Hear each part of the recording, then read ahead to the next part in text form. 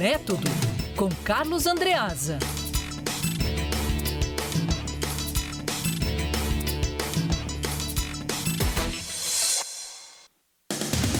São 8h35, direto para o Rio de Janeiro, conversar com o nosso Carlos Andreasa. O Andreasa ontem comparou aqui, inteligentemente, o Luiz Henrique Mandetta, nosso ministro da Saúde, né, com Oswaldo Cruz. E hoje, talvez o compare com Dom Pedro. Andreasa, bom dia para você. Tivemos o dia do Fico ontem em Brasília.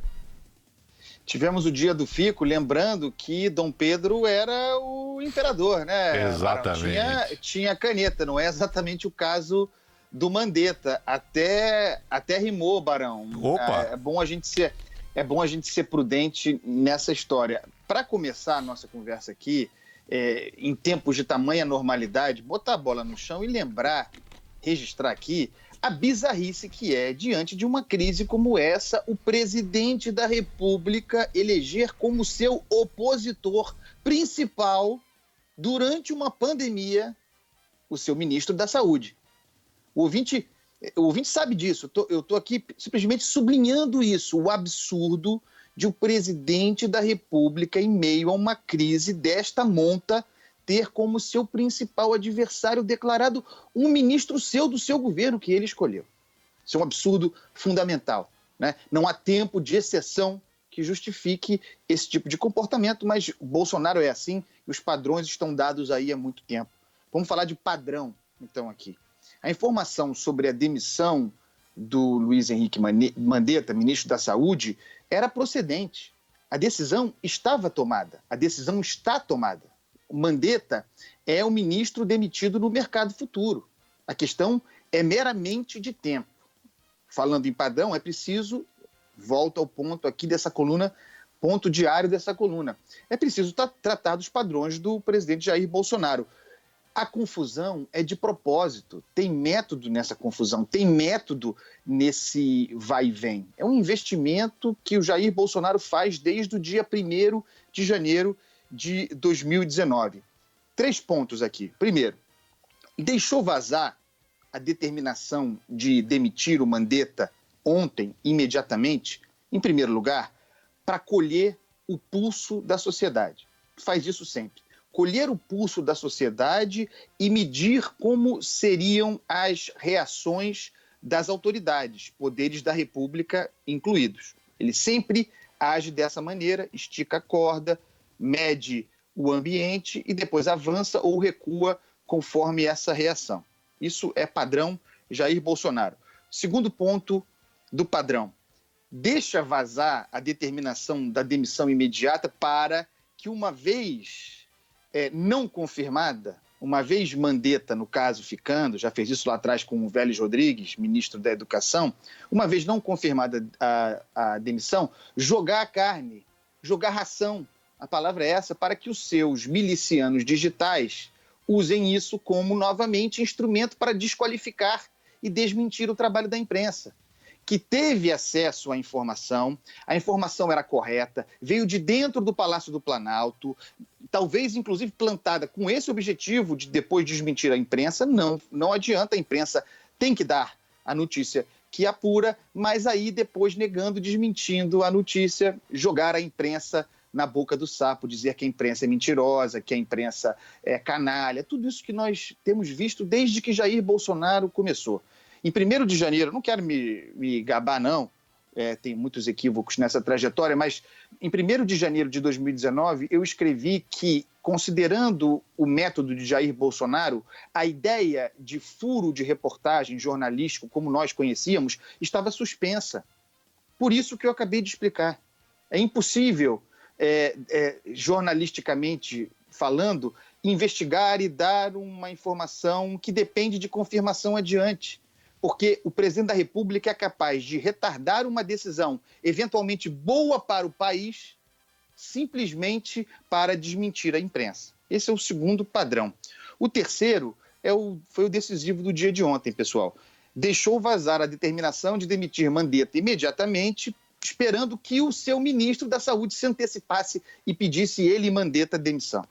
Essa era a jogada do Jair Bolsonaro ontem. Por isso, e sobretudo por isso, Mandetta não caiu formalmente, porque não mordeu a isca. Porque mesmo assediado, mesmo demitido no mercado futuro, mesmo achincalhado e tudo mais, entendeu o jogo e está jogando o jogo. Mandetta, pessoal, é um agente político e tem pretensões políticas. Ele compreendeu o que está em curso, compreendeu que pode crescer muito jogando esse jogo e escolheu um caminho, porque eu já falei isso aqui ontem e vou repetir.